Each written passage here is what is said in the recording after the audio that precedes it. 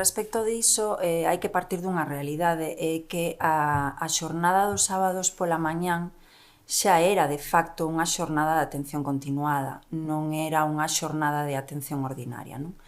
Entón, tendo en conta esta realidade e a necesidade de cumprir coa reducción de xornada pactada no ano 2023, iníciase a tramitación deste decreto, non? Que é unha tramitación, todavía non está aprobado, non?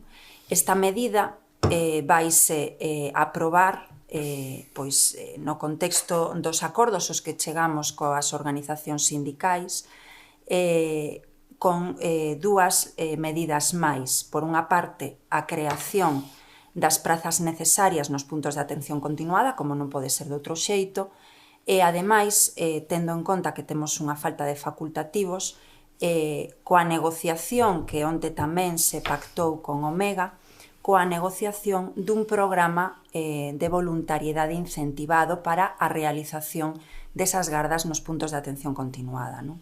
Entón, plantéxase agora, porque agora estamos en disposición de facelo en conxunto, levamos un trimestre xa traballando nestas medidas.